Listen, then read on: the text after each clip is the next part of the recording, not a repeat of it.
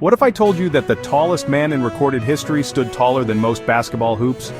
This is the incredible and tragic story of Robert Pershing Wadlow, the gentle giant who reached nearly 9 feet tall. Robert Wadlow was born in 1918 in Alton, Illinois. By the time he was just 8 years old, he was already taller than most adults. At his final measurement in 1940, Robert stood at a staggering 8 feet 11.1 inches, or 2.72 meters, the tallest verified human in history. 8 feet 11.1 inches, 2.72 meters. To put it in perspective, taller than many hoops, and far taller than most doorways. So what made Robert so tall?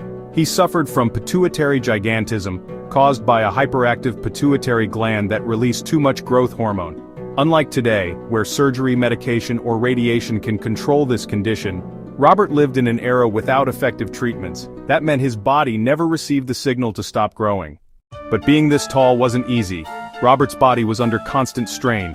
He needed leg braces just to walk, and even then his joints and nerves gave him constant pain.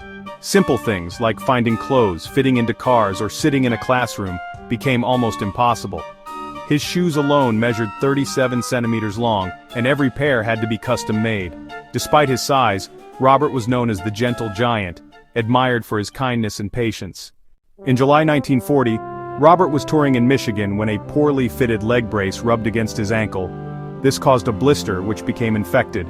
Remember, this was before antibiotics were widely available.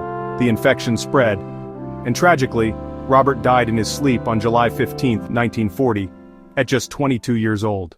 His funeral was unlike any other. Over 40,000 people came to pay their respects. His coffin was massive, over 10 feet long and weighing half a ton. Robert was laid to rest in his hometown of Alton, Illinois, remembered not just for his size but for his gentle and kind nature. He remains part of the town's history.